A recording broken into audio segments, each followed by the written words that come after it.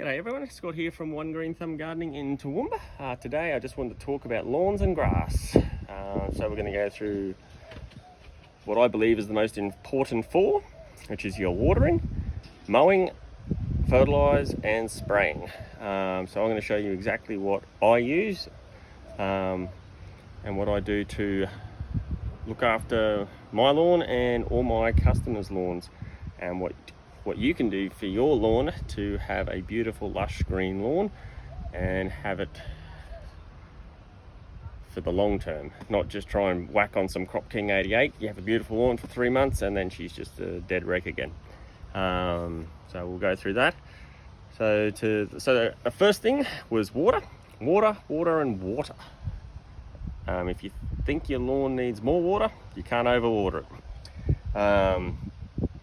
Thankfully with my place, we're able to use, so our house is raised, so I've actually plumbed the bath, shower and laundry to come through here.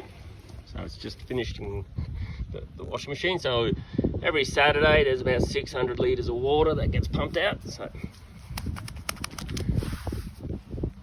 with my lawn I just move my hose around.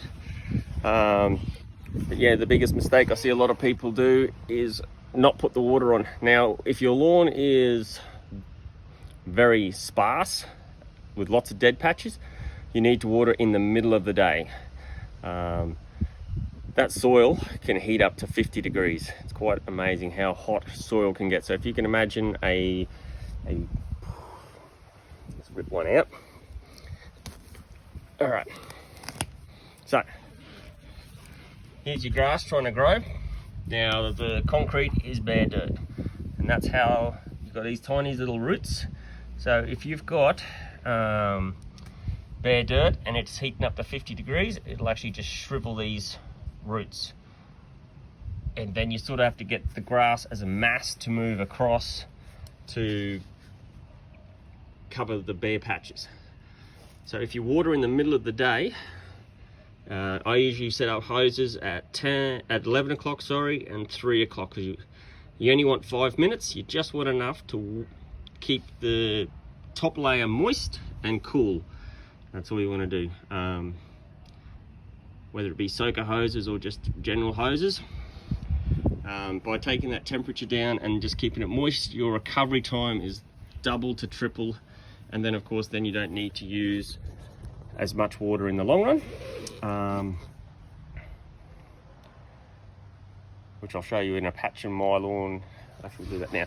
So I'll show you how deep my root system is. We're actually, me and my son were digging out cat shit fungus, and then I found lawn grubs all through my garden, and so we decided to dig a patch in my lawn out. We found no lawn grubs, but there was plenty of worms. But I just wanted to show you how nice and long, like these here roots are nearly at least 10 centimeters long. So that means that moisture level can be down a lot further. Also with my lawn, I love my lawn being thick. So I've got this beautiful big thick thatch layer. And what that does is create like a mulch layer and a blanket. So that way you don't need near as much water. Like when they have those extreme heats, your grass will be much cooler and it will survive. If you've got bare patches, you just get cooked. So water is the main thing. So with my lawn here, I've got my grey water, and the same with out the front. Next one, Josh doesn't water out the front, which is good because that's part of my experiment. But on the inside, you can see we've got the grey water set up as well, where we're able to move the hose. So this is just all being watered naturally, and you can sort of see the sparseness that's there. And then the same on the other side, he doesn't water out the front either. And his is similar. And the same with the guy across the road. He waters on the inside, but not the curb. So we'll get to them a little bit later. So water, and water. And oh, that's not good. I'm watering the inside of my thing. And then there, yeah, just soaker hoses is what I generally use, or any kind of sprinkler. All right, next, so the importance of mowing your lawn. So as you can imagine, weeds grow and then they go to seed. So you want to try and reduce that seed bank, or the seeds that are going back into your lawn. Don't let your lawn get too long and go to seed. Just, even if the worst case scenario is you'll just, instead of doing a half an hour mow, just do a 15-minute run over the top and rip the seed heads off, if you don't have time, because you really want to reduce that weed seed bank from next year and in the growing season.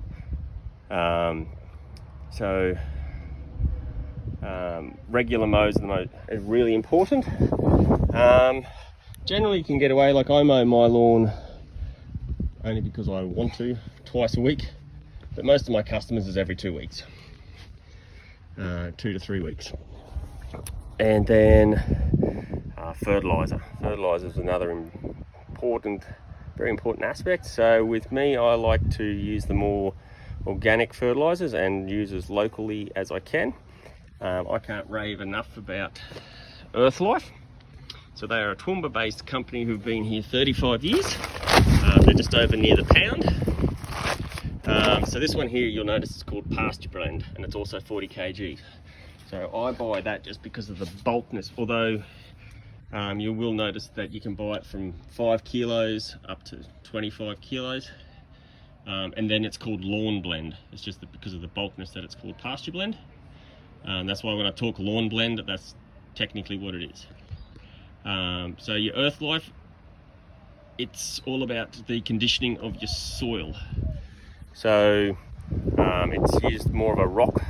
It's used via rock base, so not organic, which is all about the conditioning of the soil.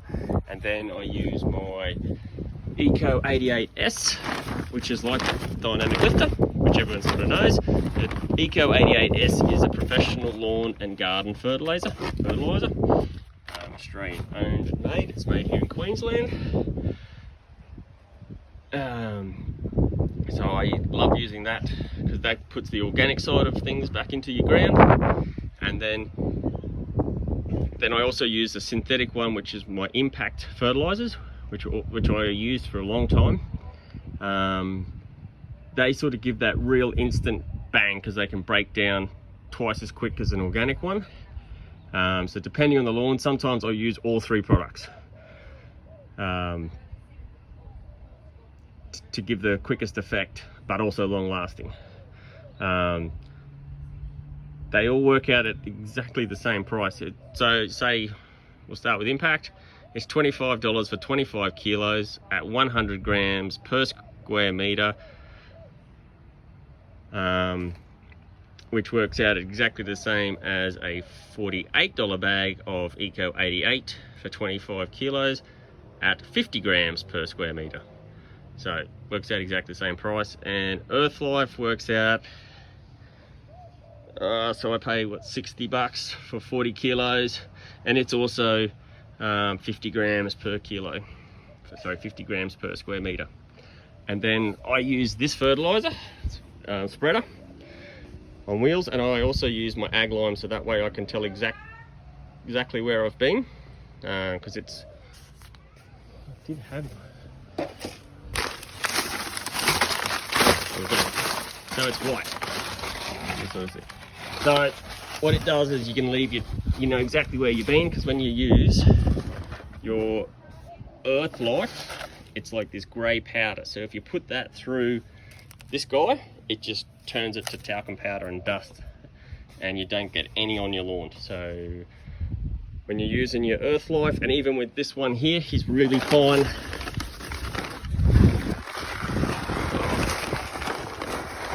So this one's a bit bigger. So that one you can put through that guy, and the same with that one, his pellets. But yeah, as soon as you use Earth Life, then it just turns to dust. So the benefits of agricultural lime is it lowers acidity in your lawn. You can also read that main one is the reduction of acidity, and just so I know where I'm going, and it also increases oxidization in your lawn. And so I think I said, so I fertilize September, October, when it's starting to kick on, and then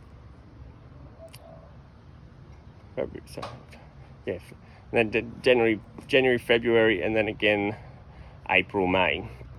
Try and get just 3 fertilizers in. Some you can get 4. It's when I fertilize it. Oh, and then when I fertilize my lawn, I also spray it in with sea salt. Just give it a good hose in with the sea salt to push everything down through the grass and get it going. And then the next things that you need to worry about is spraying. Jeez. So getting rid of your weeds. So this is all the products that I use. Oh, wait up, sorry, I'm going to come back a step. So we're talking lawns. So with this guy here too, when you fertilize, I don't use lawn grub killer. I haven't used lawn grub killer for 4 years, thanks to that guy there, Earth Life. Earth Life actually reduces lawn grub in your lawns to the point where like I said, in the last 4 years, I've never used a lawn grub killer. But if you do have an infestation of lawn grubs, I recommend going with the Yates. It's more expensive, lasts longer. I used to always just use the Searles. I haven't done too much research on that product, but this one here, which has got that big long name, is low toxicity to bees. So all your solitary bees, which is a lot safer on your bees. This stuff here, which has got your bifenthrin, is harmful to bees. So you will find lawn grub killers with that exact 2 grams per kilo of bifenthrin. Don't use that one, because it will harm your solitary bees in your lawn, and it does also harm other insects. Before we go to the chemicals, I will show you. So this morning, me and my son were digging out cat shit fungus, and I noticed the large amount of lawn grubs that were in my garden. So just in this patch here, I found 4, which I've put back in. A couple of them have disappeared. All right, so there they are, nice big fat juicy guys. I don't know where the other guys are gone. But what I was reading about the other night, if you have a look at this lawn grub, and you can Google it, he looks exactly the same as the Australian Christmas beetle larvae, African black beetle, and the Longhorn Beetle. So yeah, that's an interesting watch on YouTube, is to watch this guy mutate or whatever he does into an into the Longhorn Beetle, which is the largest one in the world. So yeah, I was just curious that I found so many in such a short space in my garden, that I was like, oh, I wonder if I do have any in my lawn. So I dug up a random patch just straight in the middle of my lawn.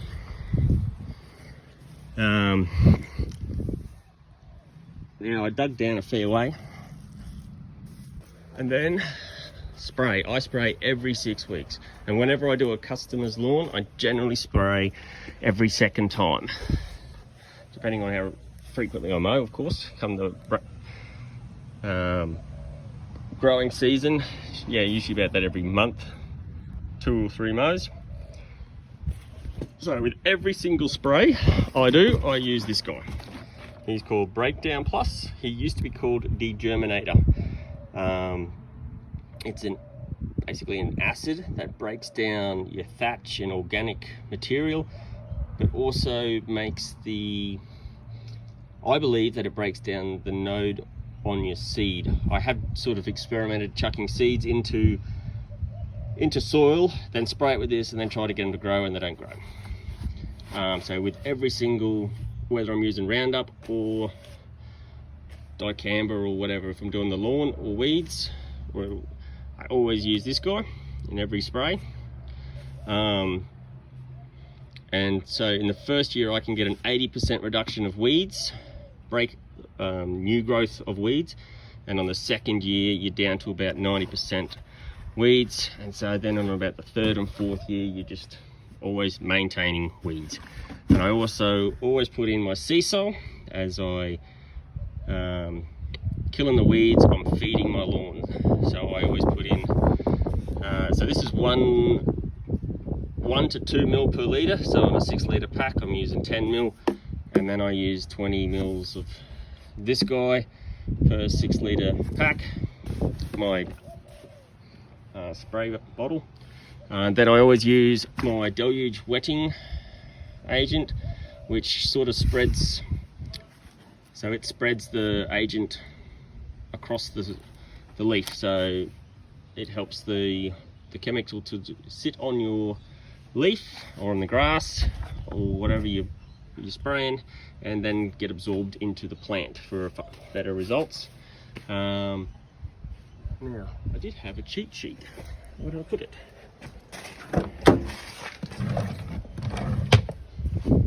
I think the wind got hold of it.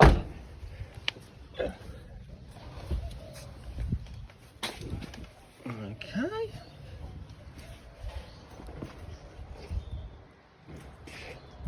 I've lost it. So.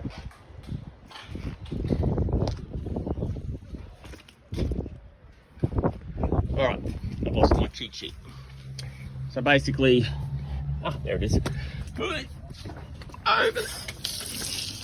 So while I'm talking, you can read. So one that I don't have here is Monopoly, but that's for the killing of grass. So Monopoly does really well for when I'm trying to kill like nutgrass out, and it says kikuyu, but doesn't do the best of kikuyu or paspalin. But yes, use it on crow's foot, stuff like that. Then your paspalin and clover killer, which is that guy. Now I've also gone and bought the DSMA, which you do need to sign off on what you're going to use it for. So it's more for the commercial side, but that's all I ever used for years, was this paspalin clover killer. And do not spray it on kikuyu or buffalo because it will decimate them. And then also with your Camber M, I don't use it also on my buffalo grass, so it's got your MCPA and dicamba. But for the Buffalo Master, which you can either buy in Surefire or Amgrow, they're both exactly the same active ingredient, just different names. And then 2,4-D is my most favourite and used chemical for spraying. I find, although the safety precautions for your paspalin clover killer and 2,4-D, you need to make sure. I use goggles and mask for it, and my gloves. But I spray, every 6 weeks. So every 6 weeks generally I'm just spraying with those 3 guys, and then depending on if I can see whatever weeds, I sort of look at my chart and go, but generally I'm using 2,4-D or dicamba, or if I'm going to a buffalo lawn, every time I just spray it with the Buffalo Master and those ones, and that will pretty well take out 99% of your weeds. So I look after quite a few lawns, so I experiment on my lawn. So I mow that on number 2 on my Ego lawnmowers, which is about a number 4 on a standard. This is on number 1 on Ego, which is about, so number 2 on Ego, which is about 5 or 6 on your standard. And then this one here is at number 1 on Ego, which is about a 3 or 4 on your standard mower. So with these 2 lawns, I do the Ag Lime, Earth Life and Eco 88S from my lawn and Josh's. And then for Wayne's next door, I use the Earth Life, Ag Lime and Impact 89. And then in the distance, you can sort of see the yellowing of the kikuyu with the DSMA. It's slowly getting there, like you can sort of see there where it's killing it out. I have to give it another spray. When you do spray, it's best to spray in between your mows when you've got a large leaf or lots of weed leaf. So you can sort of, this is I don't know what kind of grass this guy was, but it wasn't paspal, and it had like a, I don't know what he was, but there was lots of paspalum, which is coming up all through there, which most of it's died out. There still is some of it, and now we've got that bloody khaki weed coming through, so we'll spray him out. But I'll spray from that power telegraph pole all the way through to up there. How are you, Richard? All right, yourself? Good. How's it working out? Good. Fertilizer? No, the fertilizers are good, and I've been trying to spray that paspalum and kikuyu out. So okay. It's working. Yeah. Is it a special thing, or you just do it with the... Oh no, I use a DSMA, which is it's the main ingredient for paspalum and clover killer. Okay, all right, yeah. And so yeah, I've only been using that one for about 4 weeks now, so Oh, it's doing the job. it's doing the job. It's doing what I wanted to do, so that's good. Yeah. Alright, so with the lawns, after I spray, so I spray 1, 2, 3, 4, 5 lawns. Yeah, I just keep spraying and spraying. So this one, so even though it has the same products as me, because it doesn't get watered as regularly, you sort of see the patchiness. Now there's some, I can't think, lupin? I don't know, I don't remember. Anyway, some kind of weed, but that's what I mean. That's why you just keep on spraying, because as soon as one weed stops, the next one starts. So yeah, there's a bit of different grasses. I've got kikuyu coming over in that far corner. You can see where I sprayed the DSMA in here, and it's really punched that kikuyu, which is good, but it needs another spray, so we can try and decimate it. Yeah. I don't really know what else to talk to you about my lawn or with grass, so we'll leave it there. If there's any questions, queries, or how I do things or why I do things, drop me a comment. I'd love to hear from you, and have a beautiful day. Thanks. See ya. Okay, so I was wrong about the Longhorn Beetle, which is a larvae that lives inside a tree. The larvae is actually a Hercules beetle, which is the same as the African black beetle or the Christmas beetle larvae. As you can see, I just uploaded 3 photos from Google and I can tell you, I can't tell the difference.